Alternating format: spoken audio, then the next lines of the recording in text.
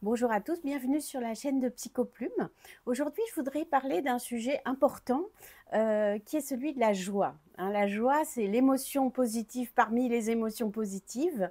Et donc, et c'est intéressant de se questionner un peu d'abord sur qu'est-ce que c'est la joie, mais et puis aussi, est-ce que je la ressens régulièrement? Est-ce que je la ressens pas? Est-ce que je l'ai déjà ressentie? Est-ce que finalement jamais? Pas vraiment? Voilà, on va essayer de réfléchir un petit peu à ce que c'est que la joie, peut-être faire une distinction avec ce que c'est l'euphorie, ce que c'est le bonheur.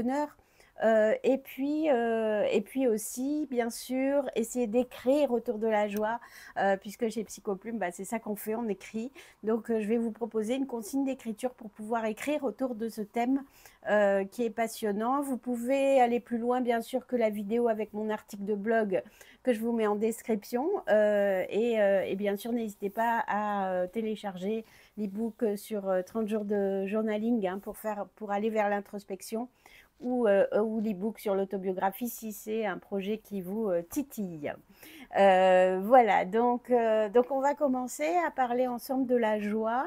Voilà ce que moi je pourrais en dire. Alors, qu'est-ce que c'est la joie? Moi, Olivia, j'ai envie de dire que ça ressemble beaucoup au bonheur, que c'est un élan vital où finalement je suis très très très contente. Voilà, ce serait ça. Mais si on allons vers les définitions pour voir un peu qu'est-ce que la psychologie nous en dit. Alors peut-être on pourrait la définir comme une sensation de présence à soi, ou peut-être comme un moment où finalement ce qui se présente à l'extérieur est aussi ce que je ressens à l'intérieur. C'est-à-dire que là, on n'est pas dans du refoulement ou des choses cachées, on ressent à l'intérieur un sentiment très intense comme ça de bonheur. Il émerge aussi à l'extérieur et c'est l'expression de la joie finalement qui va se traduire par des sourires, souvent au niveau corporel, ou peut-être par des petits cris parfois, ou par des rires, ou pas. Bon, ça va se traduire. Mais en tout cas, c'est comme ça peut-être une harmonisation entre l'intérieur et l'extérieur. N'hésitez pas à me donner vos propres définitions de la joie juste en dessous, ça m'intéresse beaucoup. En psychologie, on pourrait parler d'un accroissement de l'élan vital, par exemple, ou d'une émotion expansive qui va étendre l'être plutôt que par exemple la honte qui va nous resserrer en nous-mêmes. La joie, elle s'étend, elle sort de nous, voilà, c'est vraiment, voilà, elle grandit, elle grandit, elle grandit, elle nous déborde et elle est là aussi à l'extérieur. Et peut-être c'est aussi un sentiment d'alignement. Je suis alignée entre ce que je ressens et ce que je vis.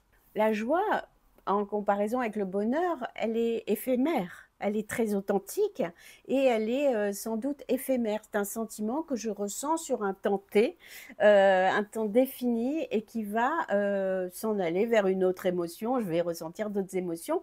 Mais voilà, la joie par rapport au bonheur est éphémère, mais je pense que le bonheur aussi est éphémère, mais c'est une autre question. Donc la joie, elle nous traverse finalement, mais comme toutes les émotions, elle nous traverse un peu comme une lumière comme ça qui passe sur notre peau, par exemple.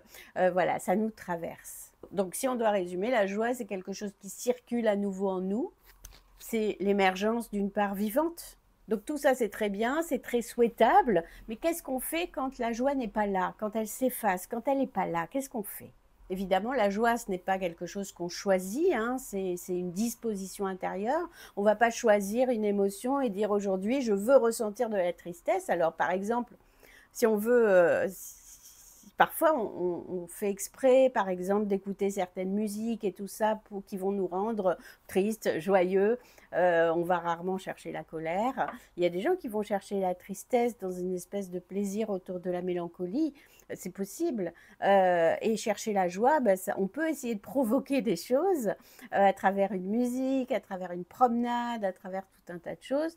Mais en tout cas, souvent, on ne la provoque pas, en fait, elle émerge. Alors, je pense que si on veut chercher des déclencheurs, l'écriture peut en être un. C'est-à-dire que je peux choisir d'aller rechercher par l'écriture un sentiment de joie que j'ai déjà vécu, par exemple, ou d'aller chercher un paysage, un souvenir, des sensations qui, je sais, me procurent de la joie. Si j'aime particulièrement, par exemple, la mer, je peux me projeter comme ça dans l'écriture, dans un paysage comme ça marin, qui me fait beaucoup de bien. Je peux aller chercher comme ça par l'écriture des images qui vont réinstaller de la joie en moi et écrire un texte à partir de là, ce que je vous proposerai un peu plus tard dans la vidéo. Donc finalement, écrire, c'est proposer un espace pour que la joie puisse émerger. Et donc, voilà, on va essayer ensemble d'écrire autour de la joie. Et donc, je vous propose cette consigne-là. Donc, je te propose de fermer les yeux un instant, de respirer, voilà, donc peut-être après avoir vu la vidéo, ou alors tu fais pause et tu le fais maintenant. Donc vraiment, voilà, tu prends un temps vraiment calme et tout ça, tu respires, et tu essaies de retrouver dans ta mémoire un moment, le moment qui a procuré le plus de joie. Et tu écris un texte qui raconte ce moment. Donc si par exemple c'était, je ne sais pas, quand à 22 ans, je suis allée au mariage de ma meilleure amie.